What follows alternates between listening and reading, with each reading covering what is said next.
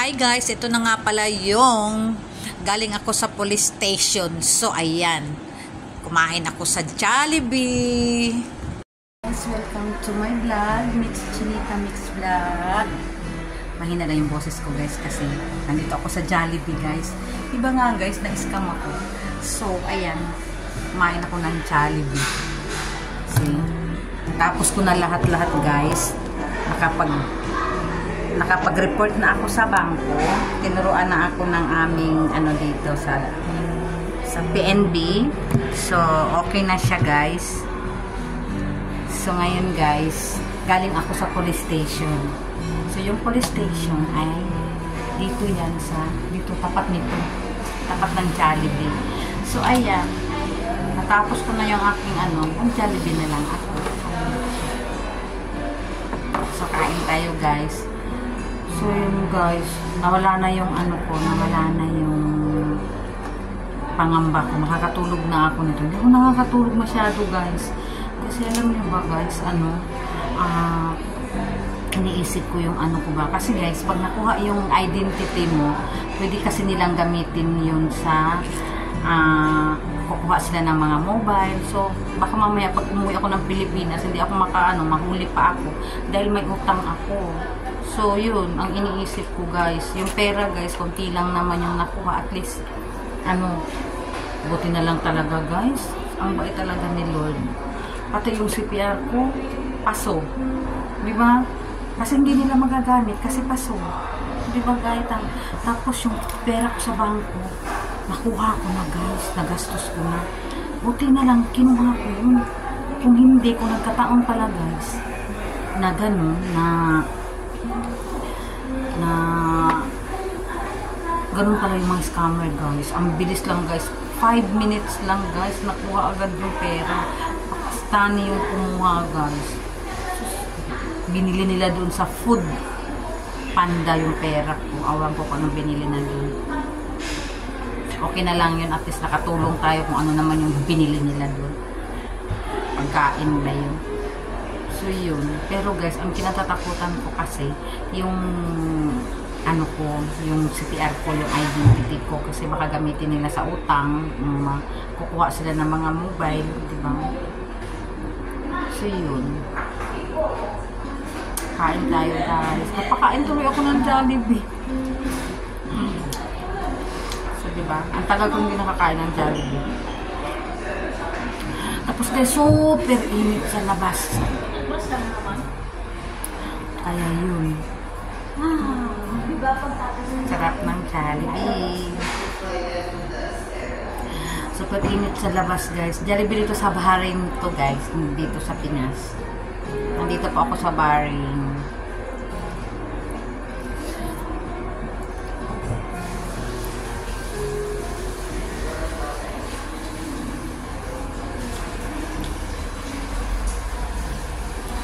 Ang tagal ko rin naman din nakakain ng Jollibee. Kaya ayan, sabay-sabay na siya lahat guys. Naka-experience tuloy ako ng scam guys. Napakaano ko sa scammer. Yun nga ang ginawa sa akin guys. Doon ako dinali sa CPR ko. Doon ang kahinaan ko.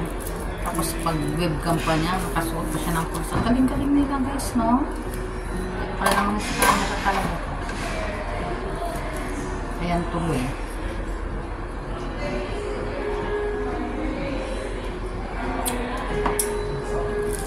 Pero ayan, marami din nagawa, maano siya, pangit na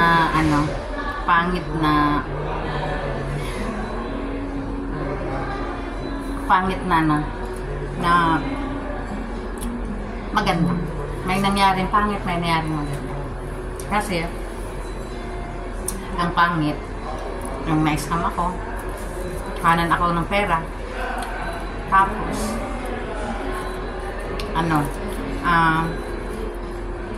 natakot ako dun sa identity ko na inano nila. Tapos, ano ba to? Basta maraming guys, kasi nangyari to 3 days ago na. So, 3 days ko, pinalampas ko siya ng 3 days, no? So, wala namang problema. Basta na-report. Wala man din daw problema, guys. pero at least ba, sabi nga ng police, kung ano bang gusto mong mangyari na, sabi ko, gusto ko lang, yung pera, wala na ako ano doon, maliit lang naman yun. Ang gusto ko lang, yung identity ko, baka mamaya gamitin nila sa mamaya gamitin nila sa mangungutang sila ng pera, mangungutang sila ng mga mobile, o kung ano-anong mga ano. So, gusto ko lang na mayroon akong report. Tapos dinali nila kasi ako guys doon sa dinali nila ako doon sa CPR ko na yung expired na. So sabi ng police, ayan, paggawa ka na ng bago.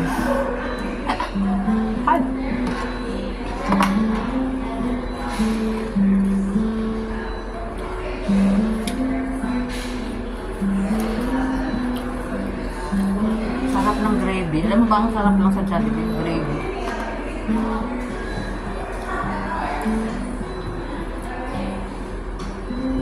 So, ayun, nakapag-vlog tuloy ako guys kasi syempre, ang kagandahan sa nangyari sa akin, nakakain ako ng Jollibee.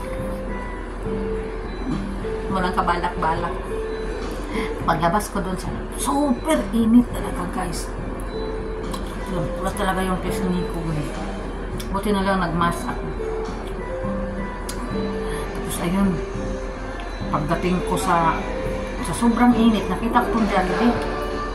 Sabi ko, kakain na lang kayo ng Jollibee. Kasi parang reward ko sa sarili ko na nag-ano baga ako, nalala ako dun sa nangyari sa akin.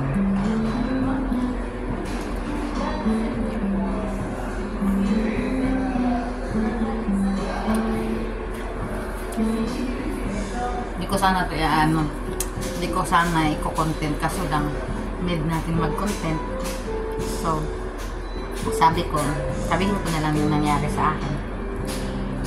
Tingnan mo doon sa isang vlog ko guys. Talagang yung pangyayari yun pagkatapos ko siya talagang nakausap. Kapag vlog agad ako. Doon ko sinabi lahat yung nahimasmasa na ako guys. Doon ko sinabi lahat, ay na-scam ako. Timang mo. Kaya mo sabi sa akin nga ng mga pulis, kahit saan pulis doon kasi 2 police station ang pinuntahan ko guys. Punta ako ng police station with idea. Tapos sabi nila sa akin, ganun na naman, tanong na naman sa akin kung ano daw nangyari. Sabi, bakit mo binigay? Talaga guys, no? Talagang tanga. Ewan ko guys, nadali lang talaga doon sa CPR. Kasi doon nila ako, ang kahinaan ko doon. Ang totoo kasi. So yun.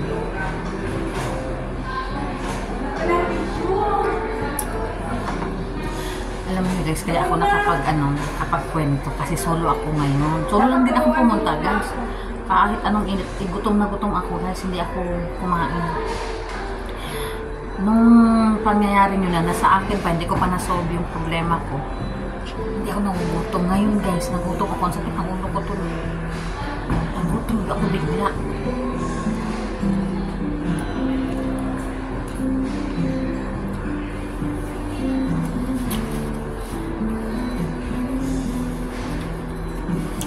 Diba guys, nung ganun daw talaga yun na pag may problema ka hindi mo mararamdaman lahat, gutom, hindi ko nararamdaman ang init guys. Pag-arte ko sa init kasi nga nasusunog ako.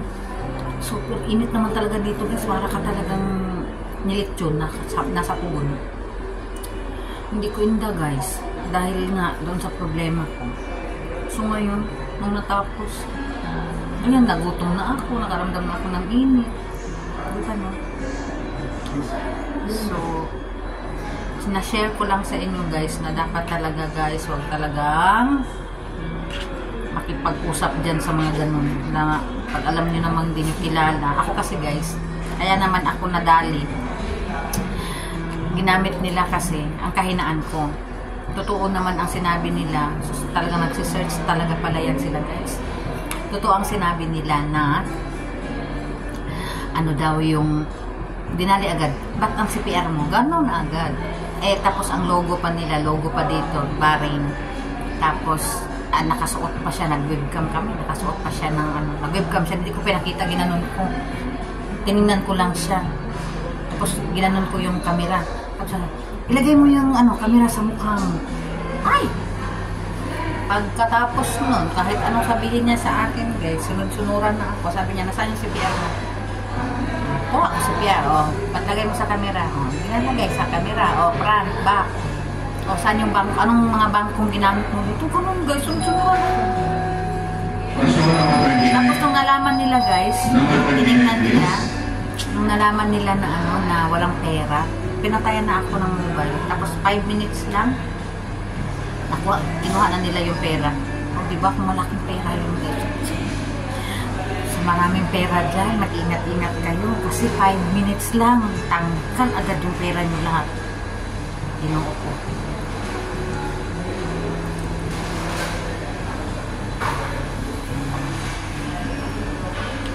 Ako, konti lang yung perang nakuha sa akin. Experience ko na lang din. So, ayan. Dahil sa experience ko yun, napakain ako ng Jollibee. Bis na hindi ako kakain ng, hindi ako mula sa balak ko. Pakain ako. Masarap kaya yung pera.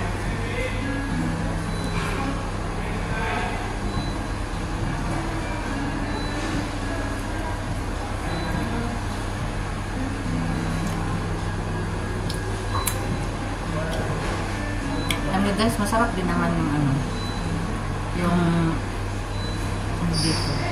Iba talaga yung lasa ng manok dito, guys, kasi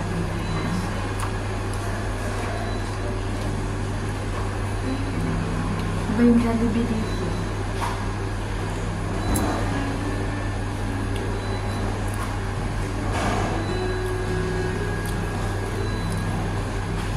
So, ayan guys, maraming salamat po.